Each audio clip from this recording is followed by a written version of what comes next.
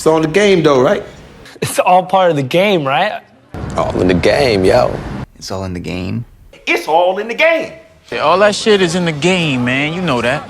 The game is the game. The game is the fucking game. The game is the game. That's the game, yo. The game is rigged, but you cannot lose if you do not play. The Wire talks a lot about the game, and over the course of the show's 5 seasons, we get to witness the entire ecosystem surrounding the war on drugs play this supposed game. But the game is out there, and it's either play or get played. Now, as with any game, there are those who win and those who, as Omar Little puts it, gets played. And in today's video, I plan to go over the specific decision made which led to somebody losing the game. What specific action tipped over that first domino which eventually resulted in a character either winding up in a vacant, a jail cell, or early retirement?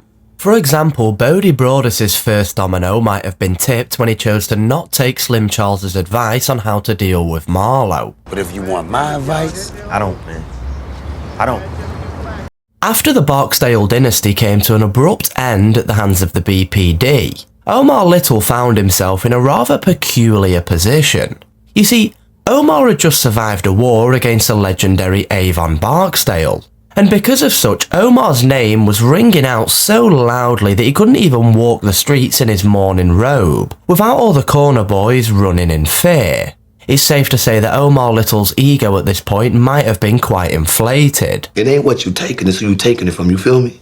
Proposition Joe, in an effort to make amends for the whole situation with Brother Mouzone, offers Omar Little the whereabouts of a high-stakes card game on the west side. And wanting to live up to his newly found legend, Omar takes Joe up on his offer of a 50-50 split. Now, during Omar's stick-up of this card game, he unknowingly stumbles across Avon Barksdale's, dare I say, replacement in Marlo Stanfield. Marlo threatens Omar by telling him that this isn't over, to which Omar replies by telling Marlo to bring it on. However, Marlo should be wary of the fact that Omar can find Marlo's people far easier than Marlo could find Omar. I can find your peoples a whole lot easier than they can find me. Sometime later, Omar is unexpectedly set up by Marlo for the murder of a delivery lady in Old Face Andre's store. Omar is sent to jail, and here is where he first learns of this Marlo Stanfield. You know, the major player he just robbed and flexed all over like an episode prior. Who doing about it? Word is a West Side player by the name of Marlo. Marlo. Can't say I know the man. He know you. Now, Omar's mistake here isn't that he greatly overestimated his own skills or greatly underestimated the skills of Marlo. Rather, Omar's biggest mistake is that he makes the same mistake again, only on a larger scale at the end of the season. You see, Omar learned that robbing Marlo's card game would result in the murder of an innocent taxpayer. He also now knows the lengths Marlo would go to get his revenge. So what did Omar think would happen if he went an entire level above robbing a card game, and instead robbed the entirety of Marlo's resupply? Did he think that Marlo, the guy who just murdered an innocent woman over a card game robbery, would just let it go? Or did he once again greatly overestimate his own skills and thought that Marlo would this time fail to track him down, even though Marlo had already proven that he could do such? Anyway, Omar's worst decision was that of overestimating his own abilities, and seemingly believing all the stories told about him now being untouchable, all because he survived a war with Avon. Stringer Bell ironically finds himself in a similar boat when it comes to worst decision. You see, Stringer greatly overestimated his own intelligence multiple times throughout the show.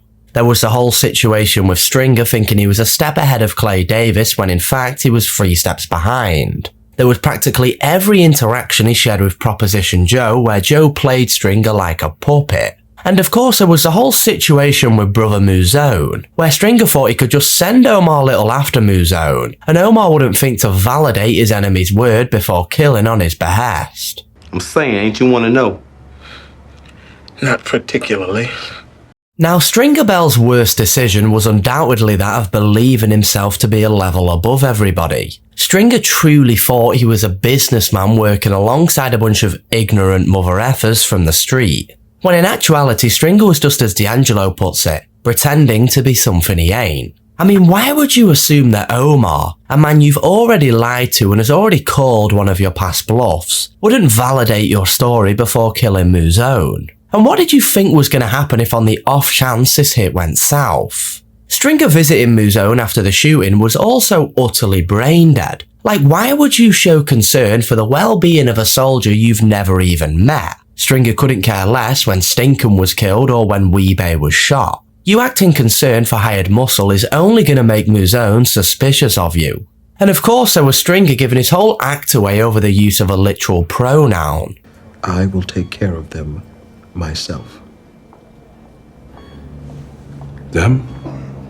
Stringer Bell sending Omar after Mouzone was him tipping over the first domino, which eventually led to Avon betraying Stringer, and then Stringer being murdered in his own property.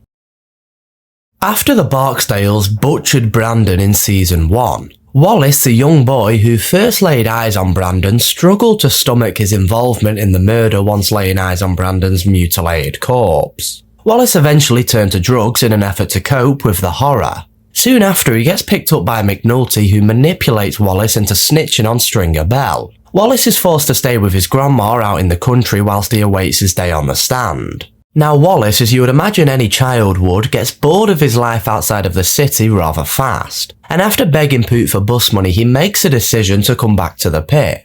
Now I want to clarify something before ripping into Wallace for thinking that coming back wasn't anything other than suicide. Wallace is a kid, and like many of the other kids on the show, I do not hold Wallace as accountable for a lot of the stupid shit he does. However, to come back to the pit after agreeing to snitch on your boss in Stringer Bell, somebody you know is a ruthless killer, hence why Wallace left in the first place, even for a child, was just beyond stupid. Like, what did Wallace think was going to happen? Did he think they were just going to give him his job back and not at all be suspicious of him disappearing?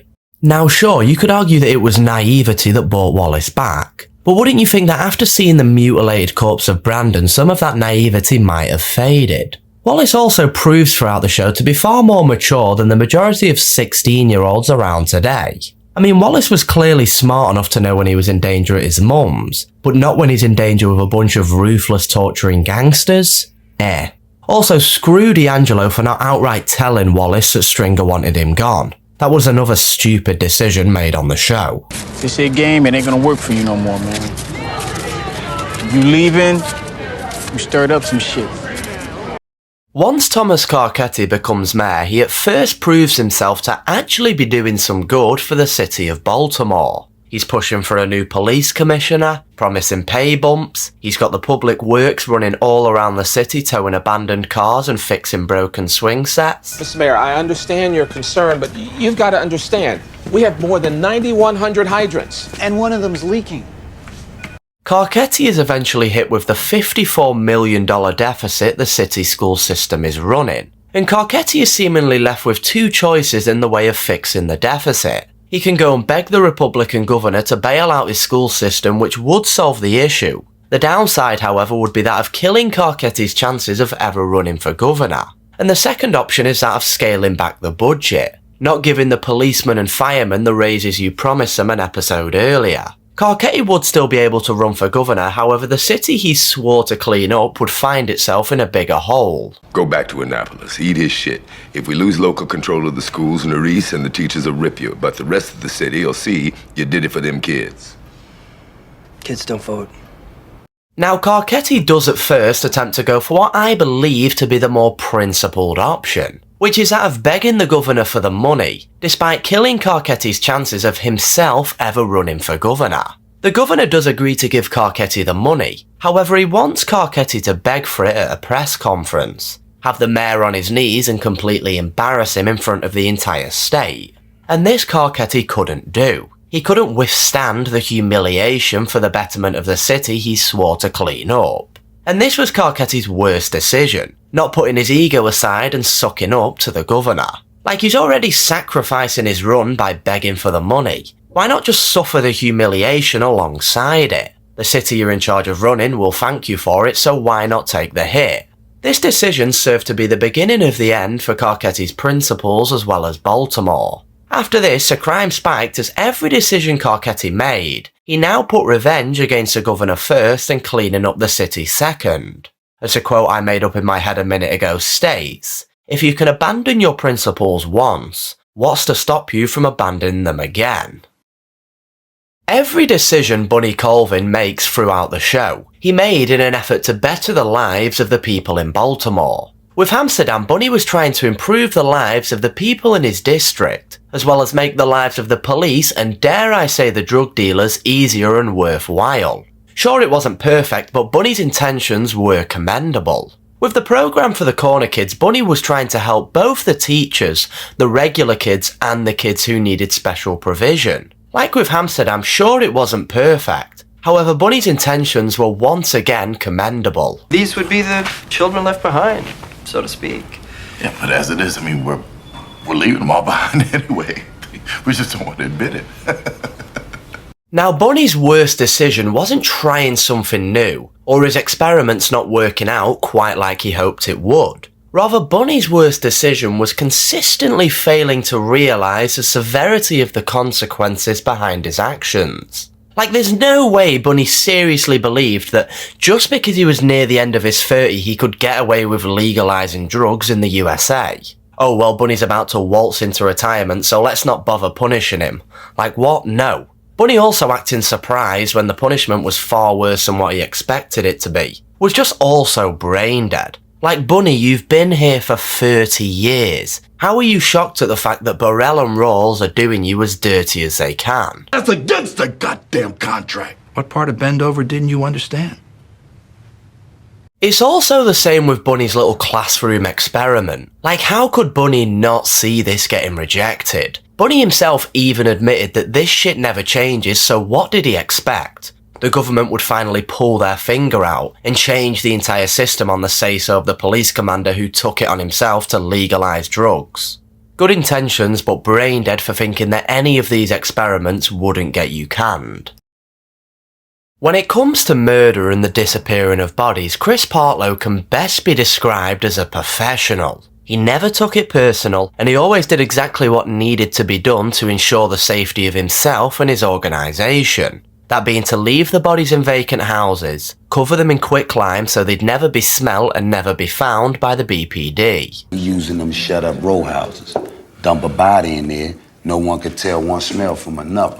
Now, when dealing with Michael Lee's stepdad, all of this went out the window. Chris Partlo completely lost his composure, and in doing so he left pieces of his hair and DNA at the scene. And Chris losing his composure was ultimately his worst decision on the show, as it was a single hair from this beating that landed Chris in jail. Not the dozen bodies in the vacant houses, not the New York people, rather it was the one victim Chris lost his cool with. Now don't get me wrong, I completely understand why Chris reacted the way he did. I mean, it was confirmed by David Simon himself that Chris was molested as a child, so of course he was going to be angry with Michael's stepdad.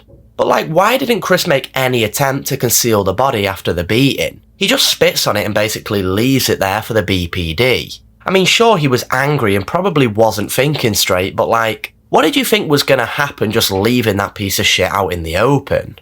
Dare I say that if Chris Partlo dragged the body into the house after the beating, he might have still been a free man come the end of the show.